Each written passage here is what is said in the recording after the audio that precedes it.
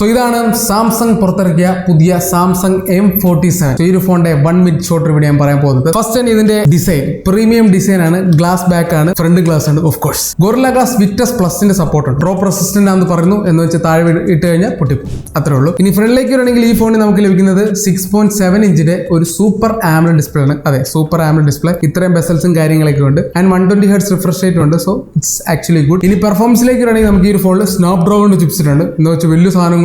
Snapdragon 6 Gen 3 എന്ന് പറഞ്ഞ chipset ആണ്. നോർമൽ യൂസേജിനൊക്കെ വലിയ കുഴപ്പമൊന്നുമില്ല, അത്യാവശ്യം സ്പീഡും കാര്യങ്ങളൊക്കെ ഉണ്ട്. ഇനി ഫിംഗർ പ്രിന്റും ഫേസ് അൺലോക്ക് ഒക്കെ ഉണ്ട്. ഫിംഗർ പ്രിന്റ് എന്ന് പറഞ്ഞാൽ നമുക്ക് സൈഡിലാണ്. സോ ഇങ്ങനെ വെച്ച് കഴിഞ്ഞാൽ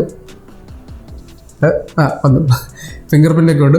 ആൻഡ് ക്യാമറയുടെ കാര്യത്തിൽ നോക്കുകയാണെങ്കിൽ നമുക്ക് 50 മെഗാ പിക്സലിന്റെ പ്രൈമറി ക്യാമറ, 5 മെഗാ പിക്സൽ അൾട്രാവൈഡും 2 മെഗാ പിക്സലിന്റെ പ്രൊസസ്സറാണ്. And camera clarity is decent, അത്രേ പറയാനുള്ളൂ. ഫോർ ദ പ്രൈസ് അത്രയ്ക്കൊന്നും പറയാനില്ല. ഇനി ബാറ്ററിയിലേക്ക് വരണമെങ്കിൽ 6000 mAh ബാറ്ററി ഉണ്ട്. 45 വാട്ട്സിന്റെ ഫാസ്റ്റ് ചാർജർ സപ്പോർട്ട് ഉണ്ട്. പക്ഷേ ചാർജർ പെട്ടിക്കാത്തില്ല, അത് നിങ്ങൾ എക്സ്ട്രാ മേടിക്കേണ്ടി വരും. ഫോണിന്റെ പ്രൈസ് 26,000 ആണ്. സോ 25,000 കാറ്റഗറിയിൽ നിലവിലത്തെ അവസ്ഥയിൽ ഇത് മാത്രമേ സജസ്റ്റഡ് ഫോണുള്ളൂ. സോ താല്പര്യമുള്ളവർക്ക് ചെക്ക്ഔട്ട് ചെയ്യാം. ഞാൻ പ്രോഡക്റ്റ് ഇവിടെ ടാഗ് ചെയ്തേക്കാം, നിങ്ങൾക്ക് താല്പര്യം ഉണ്ടെങ്കിൽ ചെക്ക്ഔട്ട് ചെയ്യുക.